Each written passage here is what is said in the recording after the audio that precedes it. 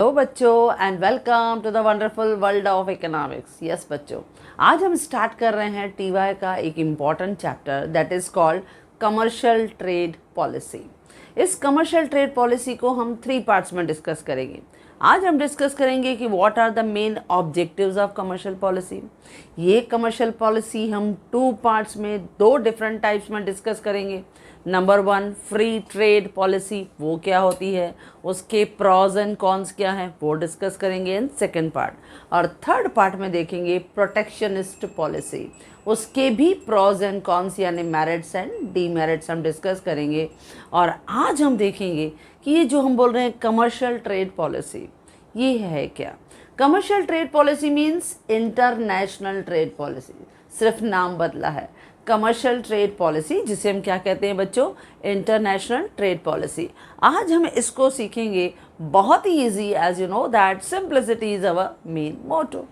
Now जब हम बात करते हैं कमर्शियल ट्रेड पॉलिसी, नाउ जब भी कोई भी इकोनॉमी फॉरेन ट्रेड में इन्वॉल्व होती है तो कोई ना कोई ट्रीटी या एग्रीमेंट ज़रूर साइन करती है, रूल्स एंड रेगुलेशन ज़रूर सेट करती है। तो हर कमर्शियल पॉलिसी में there are certain rules and regulation जो हर एक को मानना रहता है। और इस कमर्शियल पॉलिसीज़ में हमेशा ये डिसाइड किया जाता है एडवांस में कि किस तरह से हम डील करेंगे दूसरे के साथ, यानी इन रेस्पेक्ट एक्सपोर्ट हो या इंपोर्ट हो, कोटा क्या होगी या टैरिफ्स के रूल्स क्या होंगे, ये सब चीज़ें जो है वो हम डिसाइड करते हैं। सो बहुत सारी चीज़ें हैं जो इस कमर्शियल ट्रेड पॉलिसी में हम डिसाइड करते हैं बच्चों। एक्चुअली ये देखा जाए कि कमर्शियल ट्रेड पॉलिसी अगर गवर्नमेंट का एक मैक्रो लेवल का प्लानिंग होता है, क्योंकि हर गवर्नमेंट चाहती है हमारी इकोनॉमी मूव हो towards the path of growth and development. हर कोई चाहता है, हर गवर्नमेंट चाहता है हमारा देश जो है वो प्रॉस्पेरिटी की लेवल को टच करे। And for that sake export को बढ़ाना बहुत ज़रूरी है। और जब एक्सपोर्ट को हमें प्रमोट करना है तो बट नेचुरल हमें दूसरे कंट्रीज़ के साथ कमर्शियल ट्रेड पॉलिसीज़ जो है उसमें इन्वॉल्व होना ही पड़ेगा। तो वो जब हम पॉलिसी का हिस्सा बनते हैं तो वो कमर्शियल पॉलिसी जो है वो 2 पार्ट्स में होती है। या तो फ्री ट्रेड एग्रीमेंट होता है जिसे हम प्रेफरेंशियल ट्रेड एग्रीमेंट यानी पीटीए भी कहते हैं। कभी कभी हम कुछ कंट्रीज़ के साथ बहुत ही अच्छा रिलेशन होता है तो हम प्रेफरेंसली हम उनके साथ अपनी ट्रेड पॉलिसीज़ यानी इंटरनेशनल पॉलिसीज़ को हम साइन करते हैं।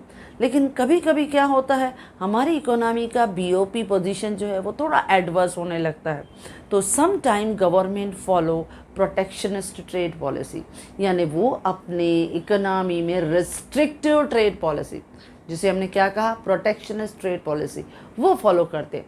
तो ये हम सीखेंगे। लेकिन आज हम देखेंगे कि ये जो हमारी कमर्शियल पॉलिसी है, after all what are the rules या what are the objective set behind the commercial policy.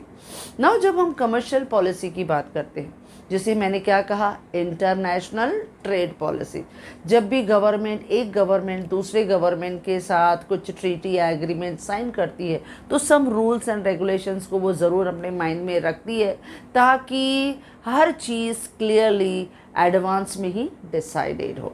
Now जब हम देखते हैं कि कमर्शियल ट्रेड पॉलिसी, तो ये क्या है बच्चों, गवर्नमेंट की policy governing all the economic transaction at international trade of our country, कि हमारी इकोनॉमी में किस तरह से ट्रेडिंग को कैरी किया जाएगा, किस तरह से हमारे देश के इंडिविजुअल्स हैं या प्रोड्यूसर्स हैं वो दूसरे देश के इंडिविजुअल और प्रोड्यूसर्स के साथ कैसे डील करेंगे, वो सब एडवांस में डिसाइड किया जाता है।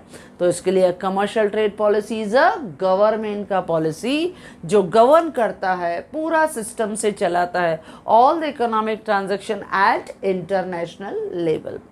नाउ यही हमारी जो कमर्शियल ट्रेड पॉलिसी है ये फिक्स करती है, डिसाइड करती है all the rules and regulations of foreign trade, किस तरह से एक कंट्री दूसरे कंट्रीज़ के साथ टैरिफ के रूल्स हो, कोटा के रूल्स हो, ये सब डिसाइड करते हैं। या सपोज सब्सिडीज़ जो है वो हमें प्रोवाइड करनी है, वो भी हम एडवांस में डिसाइड कर लेते हैं। It decides how individuals and companies, यानी जो बिजनेसमैन है, प्रोड्यूसर्स हैं, they will carry out the trade and commerce, with the individuals and companies of other countries। यानी हमारे देश के जो बिजनेसमैन हैं, हमारे देश की जो इंडिविजुअल्स हैं, वो दूसरे देशों के साथ उनके इंडिविजुअल और उनके प्रोड्यूसर्स, उनके बिजनेसमैन के साथ, उनकी कंपनीज के साथ किस तरह से डील करेंगे। यानी complete legal path, complete rules and regulations decide हो जाते हैं in international policy. Now it include जैसे टैरिफ के रेट्स क्या होंगे बच्चों, देन एक्सपोर्ट की कितनी सब्सिडीज़ दी जाएगी, सब्सिडीज़ टू डोमेस्टिक प्रोड्यूसर, क्योंकि जब हम कमर्शियल ट्रेडिंग का हिस्सा बनते हैं, जब हम इंटरनेशनल प्रोग्राम को डिसाइड करते हैं, तो जब हमारे दरवाजे फॉरेन ट्रेडर्स के लिए ओपन हो जाते हैं, तो उसके साथ साथ एक गवर्नमेंट की मेन रिस्पॉन्सिबिलिटी होती है to protect the infant producer. Infant यानी बहुत से न्यू बिजनेसमैन आते हैं, उन्हें हमें प्रोटेक्ट करना पड़ता है। हमारे डोमेस्टिक प्रोड्यूसर्स है, उन्हें बचाना है ताकि ज़्यादा से ज़्यादा डंपिंग हमारे मार्केट में नहीं हो, हमारे प्रोड्यूसर्स को कोई ज़्यादा जो है वो नुकसान नहीं हो। इसके लिए सब्सिडीज़ टू डोमेस्टिक प्रोड्यूसर्स भी हम डिसाइड कर लेते हैं, या इंपोर्ट का कोटा कितना होगा वो भी हम डिसाइड कर लेते हैं, एक्सपोर्ट का कोटा कितना होगा वो भी हम डिसाइड कर लेते हैं। ये सब चीज़ें जो है वो हमारे कमर्शियल ट्रेड पॉलिसीज़ का हिस्सा बनते हैं।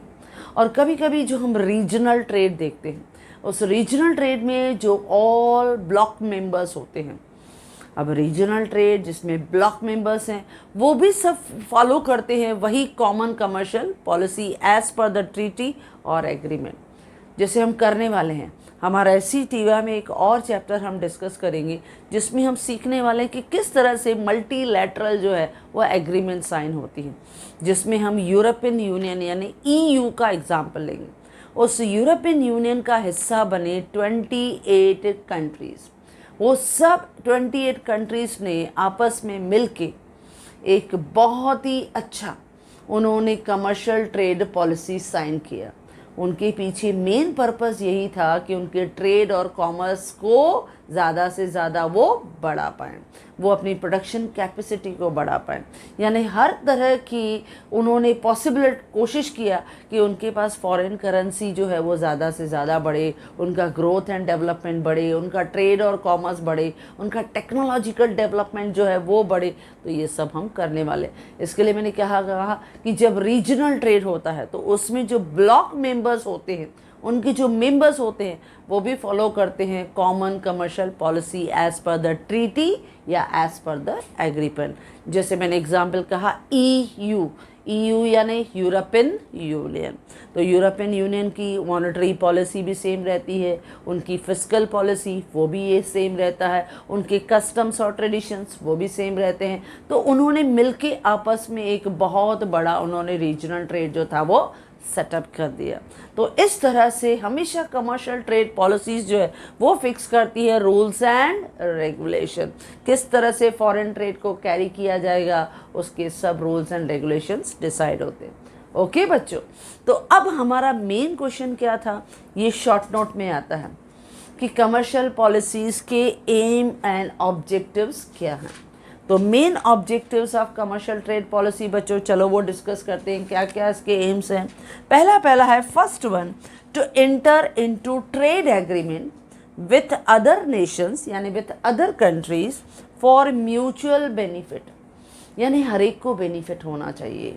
तो इसके लिए हमेशा जब कमर्शियल पॉलिसी का कोई भी कंट्री या कोई भी नेशन हिस्सा बनता है तो they will try to provide the benefit to each other, एक दूसरे को बेनिफिट देने की कोशिश करते हैं। कभी इकोनॉमिक होता है, कभी सोशल होता है, कभी पॉलिटिकल होता है, कभी कल्चरल होता है, हर एक पार्ट में एक दूसरे को हेल्प करने की मदद करते हैं। कभी कभी तो एडमिनिस्ट्रेशन में भी हेल्प करते हैं, कभी फाइनेंशियल सपोर्ट करते हैं, कभी टेक्नोलॉजिकल सपोर्ट करते हैं। तो इस तरह से हर एक को म्यूचुअल बेनिफिट देना है। तो पहला ऑब्जेक्टिव है to enter into trade agreement with the other nations to provide the mutual benefit, दोनों को सबसे ज़्यादा बेनिफिट प्रोवाइड करने की कोशिश करनी है जो भी उस एग्रीमेंट का हिस्सा बनेगी। नेक्स्ट है second one, to increase the volume of trade with the other countries. अब जब आप अपनी इकोनॉमी के लिए हर रिस्ट्रिक्शंस को रिमूव कर देते हो, You try to open your economy with the world economy. आप अपनी इकोनॉमी को कनेक्ट कर रहे हो, इंटीग्रेट कर रहे हो विद वर्ल्ड इकोनॉमी के साथ, तो बट नेचुरल आपकी इकोनॉमी में वॉल्यूम ऑफ ट्रेड बढ़ेगा, क्योंकि you will not only satisfy the needs of your domestic demands but you have to satisfy the needs of international demand, क्योंकि आपको अभी सोचना होगा बियॉन्ड योर डोमेस्टिक लेवल। आपको अपने देश के बाहर का भी टेस्ट, उनका प्रेफरेंस, उनका कल्चर वो समझना और वही सोच के आपको वो प्रोड्यूस करना है। इसके लिए हमारा वॉल्यूम ऑफ ट्रेड जो होगा वो बढ़ेगा और उसको इंक्रीज करना ही हमारी कमर्शियल ट्रेड पॉलिसी का मेन ऑब्जेक्टिव रहता है, ताकि प्रोडक्शन बढ़े। अब प्रोडक्शन बढ़ेगी तो इन्वेस्टमेंट बढ़ेगी, इनकम बढ़ेगी, आउटपुट बढ़ेगी, सप्लाई बढ़ेगी, कंजम्पशन बढ़ेगी, एक्सपोर्ट अर्निंग बढ़ेगी, फॉरेन करेंसी बढ़ेगी, तो overall increase the volume of trade. Next रहता है third, to promote and encourage the export level of country. हर कमर्शियल पॉलिसी का मेन टारगेट यही रहता है कि हमारी इकोनॉमी का जो एक्सपोर्ट लेवल है वो बढ़े, क्योंकि एक्सपोर्ट बढ़ेगा तो फॉरेन करेंसी ज़्यादा आएगी, और जब फॉरेन करेंसी होगी तो हमारा जो बैलेंस ऑफ पेमेंट का पोजीशन है वो स्ट्रांग होगा। तो हर कंट्री कमर्शियल पॉलिसी के थ्रू एफर्ट्स करती है कि उसका जो एक्सपोर्ट लेवल है वो बढ़े। Then it increase the production of goods and services to meet the foreign demand. अब ये भी मेन पर्पस होता है कि कमर्शियल पॉलिसी का हर कंट्री हिस्सा बनता है। क्यों? What is the reason behind it? क्योंकि वो चाहते हैं हमारे देश का प्रोडक्शन लेवल बढ़े, और वो भी टू मीट द फॉरेन की डिमांड। जो फॉरेन की डिमांड है, जो उनके पास सपोज ज़रूरत, उनके पास नेसेसरी प्रोडक्ट्स नहीं है, जो necessary goods must be produced in our own country, हम उनकी प्रोडक्शन को बढ़ाने की कोशिश करते हैं। जैसे एग्रीकल्चर प्रोडक्ट्स है, अब एग्रीकल्चर प्रोडक्ट्स की डिमांड अगर कुछ कंट्रीज़ में अवेलेबल नहीं है तो we will try to satisfy the needs of those country by making the agreement with them. तो हम क्या चाहते हैं, हमारी इकोनॉमी में प्राइमरी सेक्टर जो है वो ज़्यादा ग्रो करे। ज़्यादा जब एग्रीकल्चर फूड ग्रेन्स मिलेगा, ज़्यादा एग्रीकल्चर प्रोडक्ट्स मिलेंगे, तो we will able to export more and we will try to satisfy the foreign की डिमांड। हम उनकी डिमांड को सेटिस्फाई कर सकते हैं। इसके लिए जो भी हम लोग देखते हैं कि जो फॉरेन की डिमांड है, चाहे वो रेडीमेड गारमेंट्स की हो या ज्वेलरी की हो या एग्रीकल्चर प्रोडक्ट्स की हो, फूड ग्रेन्स की हो, हम चाहते हैं उन गुड्स एंड सर्विसेज की डिमांड यहाँ पे हम ज़्यादा उनको सेटिस्फाई करें बाय प्रोड्यूसिंग मोर। तो हम अपनी प्रोडक्शन को इंक्रीज करते हैं। नेक्स्ट रहता है fifth one, to maintain the favourable balance of payment. क्योंकि देखो ये तो हमारा डायरेक्टली या इनडायरेक्टली यही टारगेट रहता है। हम फॉरेन कंट्रीज़ के साथ, इंटरनेशनल ट्रेड के साथ कनेक्ट हुए हैं। क्यों? क्योंकि हम चाहते हैं हमारा बिजनेस बढ़े, हमारा बिजनेस बढ़े, हमारा एक्सपोर्ट बढ़े, हम ज़्यादा फॉरेन करेंसी अर्न करें। जब हम लोग ज़्यादा फॉरेन करेंसी अर्न करेंगे यानी हमें इंपोर्ट करने की कैपेसिटी बढ़ेगी बच्चों। जितनी फॉरेन करेंसी ज़्यादा होगी हम उतना इंपोर्ट कर सकते हैं, यानी परचेजिंग कैपेसिटी बढ़ेगी। तो इसके लिए जब हमारे पास फॉरेन करेंसी ज़्यादा होगी तो एटलीस्ट हम जो भी इंपोर्ट करेंगे उनको पे करने की कैपेसिटी रखेंगे, यानी हमारा बीओपी कभी भी डेफिसिट नहीं रहेगा। इसके लिए हर कंट्री चाहता है कि हम कमर्शियल पॉलिसी का हिस्सा बने, हम इंटरनेशनल ट्रेडिंग का हिस्सा बने, सो दैट ज़्यादा से ज़्यादा एक्सपोर्ट करें, प्रोडक्शन करें, फॉरेन करेंसी के जो डिपॉजिट्स हैं वो हमारे पास इतने अच्छे हो कि बीओपी हमेशा सरप्लस रहे, हमेशा फेवरेबल रहे, हमेशा पॉजिटिव बीओपी का पोजीशन रहे। ओके बच्चों, नेक्स्ट है that is to maintain the desired rate of exchange.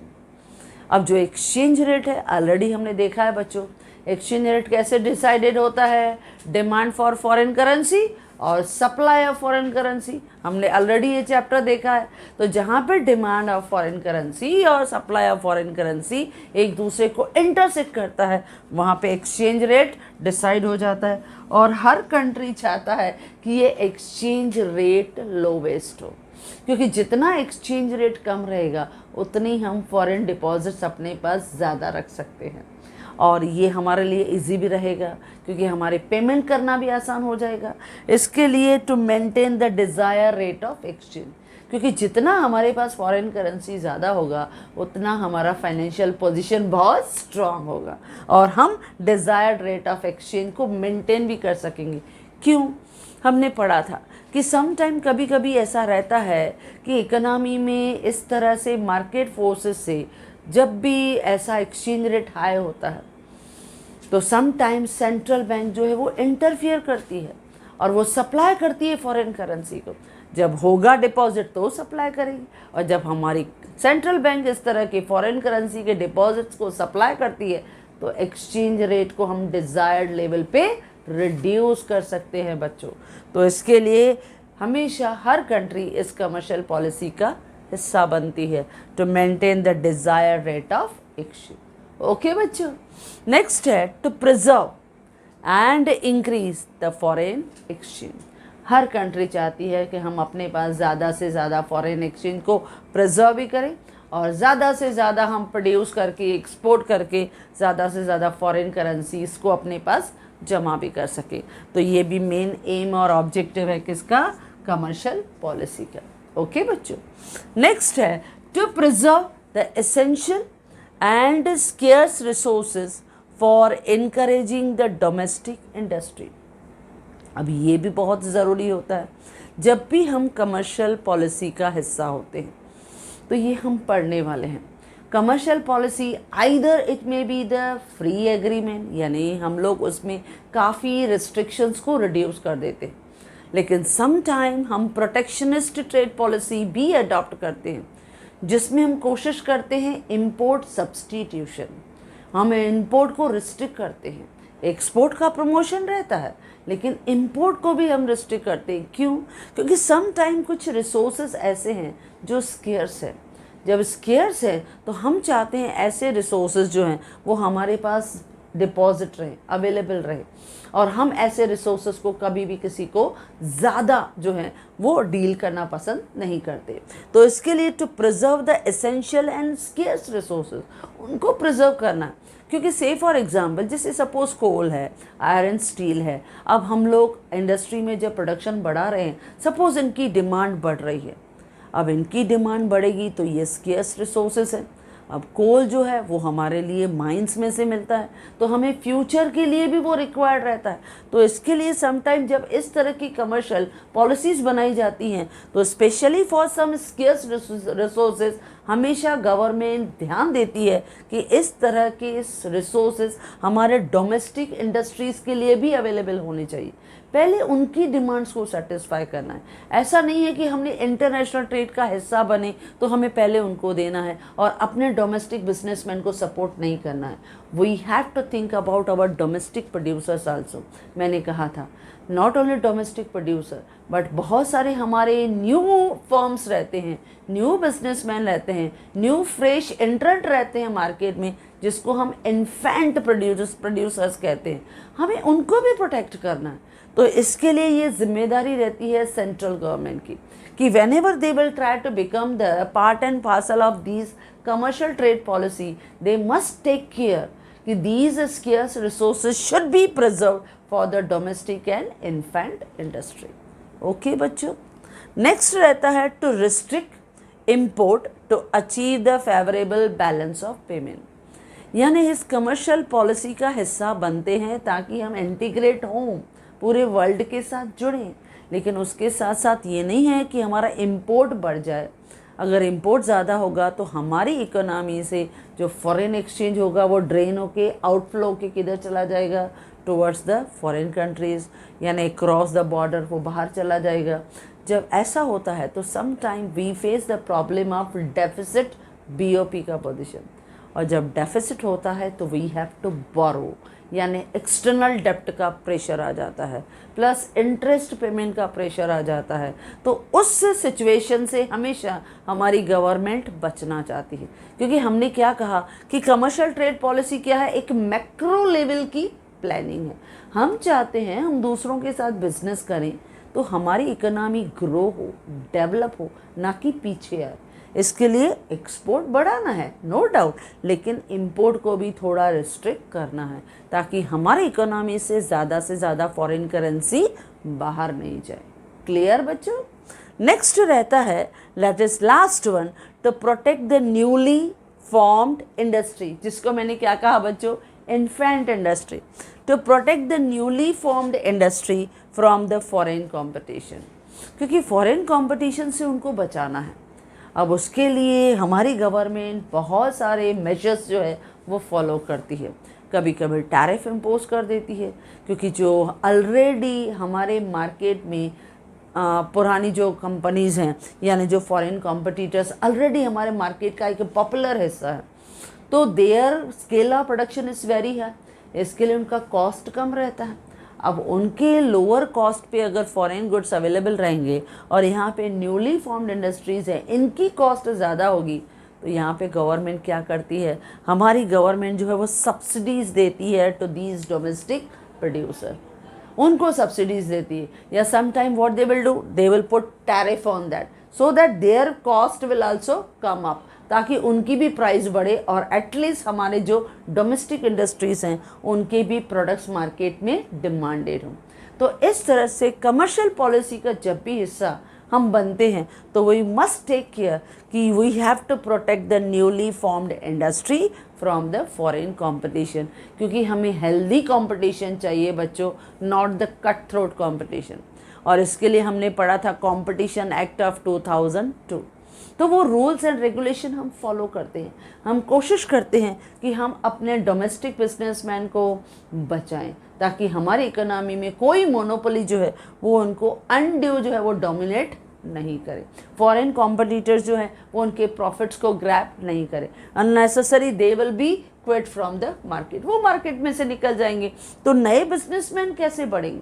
तो जब भी हम कमर्शियल ट्रेड का हिस्सा बनते हैं, यानी इंटरनेशनल ट्रेड पॉलिसी का हिस्सा बनते हैं बच्चों, तो हमेशा ये ध्यान दिया जाता है कि हमारे जो डोमेस्टिक इंडस्ट्रीज़ हैं, हमारे जो न्यूली फॉर्म्ड इंडस्ट्रीज़ हैं, उनको भी हमें प्रोटेक्ट करना है। हमारे जो रिसोर्सेज हैं, स्पेशली जो एसेंशियल और स्केर्स रिसोर्सेज है, यानी लिमिटेड रिसोर्सेज है, उनको भी प्रोटेक्ट करना है, ताकि आने वाली फ्यूचर जनरेशन उन्हें भी ये रिसोर्सेज जो है हम प्रोवाइड कर सकें। तो ये है main objectives of commercial trade policy. Okay बच्चों, तो ये कभी कभी आपको टीवाई लेवल पे शॉर्ट नोट के फॉर्म में आता है कि right a short note on the objectives of commercial trade policy. Okay बच्चों, so if you like this video, you can share with your maximum friends, and if you want my handwritten notes, the link is given in the description box. Thank you.